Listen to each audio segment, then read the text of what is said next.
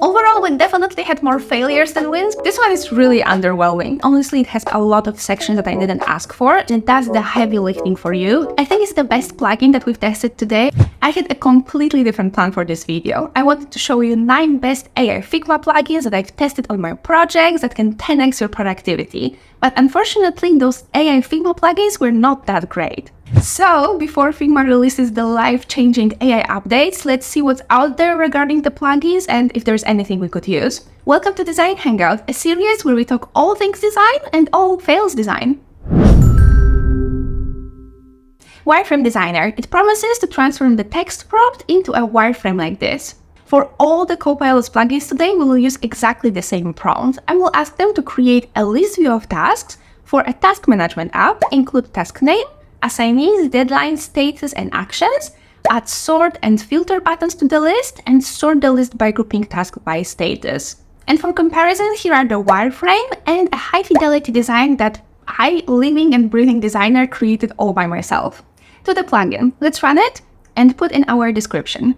Also in the settings, I'll change to desktop and put in task management app. So let's run it. The results are not really great. It looks more like a website than an application because we have the header, we have some sections, so it's definitely more created for a web design project.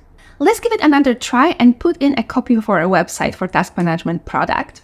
This one definitely looks closer to the promised outcomes. It looks like a website, but still the outcome is, I think, quite basic also when it comes to the structure of the sections and the copy that is being used here. So overall, I think it's a win for a human designer.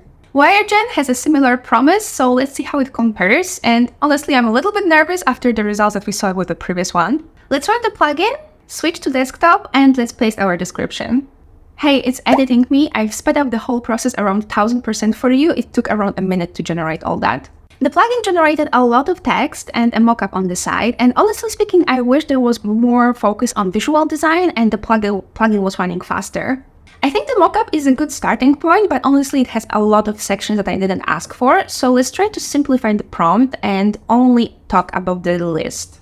After modifying the prompt and mentioning that it is a full-width list view, I think that the output is quite good. Let's try to move it to Figma and see how the mockup looks like. It copied both the mockup and the text output to Figma. Let's remove the text output and let's see what's going on in the layers. Overall, we have a very flat mockup, so there is no grouping and no components here. I think it's a good start. I think if we were to modify the prompt a little bit more, we could even get to a better result. So maybe it's a point for a robot designer here. And I forgot to mention that I really like the style of this mockup. It's really sketch-like. By the way, if you've been enjoying this video so far, you can give it a like and subscribe to my channel. I publish a lot of interesting content about portfolios, design in general, getting hired as a designer, and creativity. Moving on to text to design. This one seems to be about elements, not necessarily the whole mockups. First, let's give it a fair chance and use one of the prompts that they proposed here, the product card with image, title, price, and button. Let's add it to Figma and see how it looks like. Well, it's a simple card design, nothing crazy when it comes to UI. It's definitely not very dribbly, but it's very simple. It delivered what it promised. Now let's try our prompt and let's see how it goes. Well, it's definitely not what I expected. It's super simple. It looks like a very raw HTML type of list. So I think it's a point for a human designer. And the last one from the Copilot's plugins for today, the uidesign.ai. Let's run the plugin and see what we can have here. I'm going to paste our description and it looks like I can use only 80 characters, so I'm going to shorten it and use 1440 pixels. This one is really underwhelming when it comes to the results. Let's see the other preset. Now, unfortunately, it's even worse because all the design disappeared and apparently it's another point for a human designer and I really wish it was a different story. As we see from those 3 examples, our UX jobs are still safe, at least for some time. But seriously, I'm not hating on those plugins. I know it's extremely difficult to create a text-to-design plugin, and I really wish the results were different, because those plugins are promising great results, but the execution is not there yet. Now let's try something different, a plugin called FontExploreAI, a better way to find fonts so you don't have to scroll through Google Fonts website for hours. Let's run the plugin, and let's choose sans serif and use their proposed prompt. Lunito, that's fine. Let's try to run it again. Quicksand, that's fine as well. Now maybe let's use a different prompt, modern and playful. Comforta, that's a good choice. Maybe another round.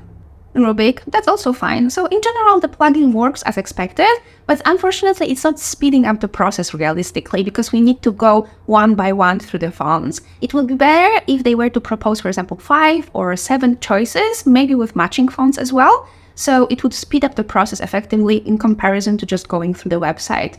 Ghost, it's supposed to create a ghost loading screens from your designs. Let's give it a shot with this high-fidelity mockup of the task list view that I've prepared. Let's run the plugin and choose the color, let's say gray, and solid.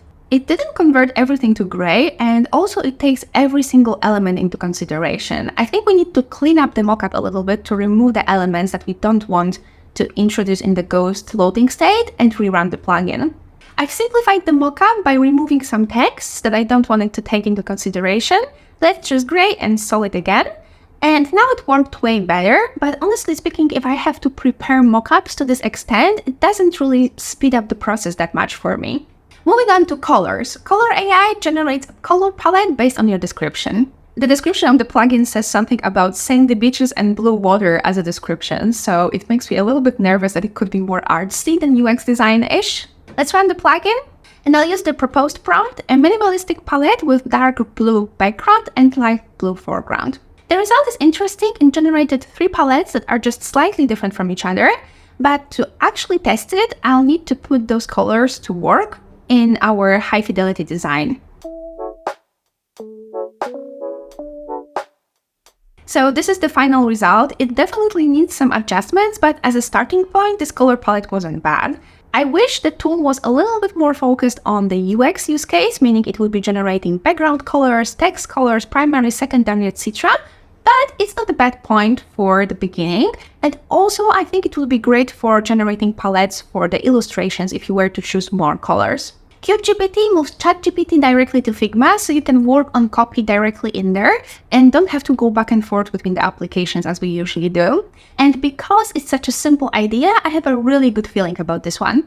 I prepared an example pop-up here with very clunky copy about exceeding your storage limit, and let's see how we can adjust it with this plugin. The plugin offers some out-of-the-box commands, so let's try to make it shorter. So it's shortened it, but it's really dry, so let's try to improve it. After improving, I think it sounds really good. You have exceeded your storage limit, delete files, or else new files won't be saved. It could be better, but it's definitely an improvement here. Let's try to change the tone. We have Eminem here. Let's see the Eminem tone. Well, I think it's definitely not useful, but it's probably funny. So let's change the tone to something more neutral. Well, that is getting in the wrong direction, but the first prompt that we worked on was really good. In addition to improving the existing copy, we can free write the copy. So let's use the prompt that it's a copy for a dialogue that informs users about running out of storage space. And let's try to generate. Well, we would definitely need to work on the prompt to shorten the text. One more thing that I would like to try is translation. So let's try to translate the header to Spanish and to Polish. So the translation worked. It's very Google Translate-like, but also I didn't give it a lot of context. And overall, I think that this plugin is a win. I will definitely use it moving forward because it just simplifies the flow.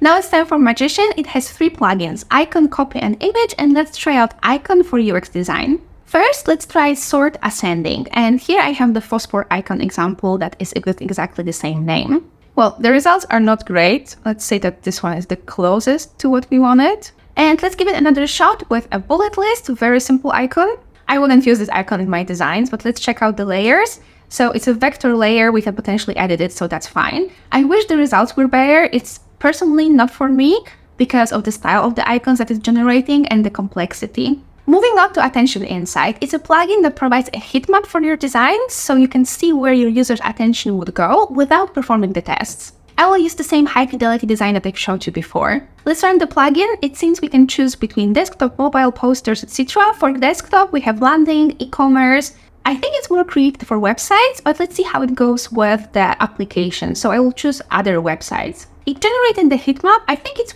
more or less aligned with what I would expect from the heat map. So most of attention goes on the text on the left. Let's add it to frame. So the heat map is saved as a rectangle with a gradient on it, so we can easily turn it on and off. I think it's the best plugin that we've tested today because it will really speed up your workflow, and also it aligns with the expectations and with the promises that it gives. This one I'm particularly excited about, 3D Vector. I saw this banner on the community page and I loved it, so let's see how it works.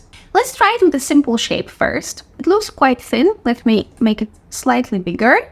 And it actually doesn't look very much like a visualization here. It uses only 2 colors. So let me click through. We can see that there are layers that I can potentially color differently. So I think when we have a chance to work a little bit more with the layers that we have here, we could get to the results that are closer to the visualization. Now let's try it with text. Let's apply. It seems like a very similar logic. So we also have different pieces that we can potentially color. It's a little bit harder to get to them because there's a complex shape. So cleaning this shape can potentially be a little bit of a hassle. So I would say it works better for the simple shapes as the previous one. And the last thing, let's try it on an icon. It's definitely, again, the same logic. Let's make it slightly thinner. I think that a simple icon, it works really well. If we click through it, we can definitely color those other items, so to adjust to what we want to see. Overall, I think it's a good plugin. It generates the shapes as promised, and it does the heavy lifting for you. You need to do a little bit of adjustments, but overall, I think it's a good thing if you want to stay in Figma for 3D shapes. And the last plugin for today is QoQo. It is supposed to help designers create documents like design brief, user interview, affinity mapping, personas, journey mappings, etc. And let's skip purely text-based items and focus on something more visual. So let's start with information architecture. Let's say it would be for a task management app. And our information architecture is ready for review. I will not bore you with reading all the items, but I went through it and it's really high quality, and also the visuals are quite good, so you can reuse them in your map as well. And next, let's try out the user journey mapping. For the persona, we have a product manager in a remote team, and for scenario, using the product management tool to plan and track their team's work. The plugin generated a lot of text output, but also this visual customer journey map. I went through the content, and content is really high quality, and also the visuals are quite nice, so you can adjust it and reuse it. It's a good starting point. So overall, QoQo, I'm not disappointed. I had high hopes and it actually delivered, so that's great. So from all the plugins that we've tested today, here are the ones that I will personally keep on using. First, Attention Insight. I love the heat maps and they are super useful. Second one, CubeGPT. It's really nice that I don't have to go back and forth with the applications anymore when working on copy.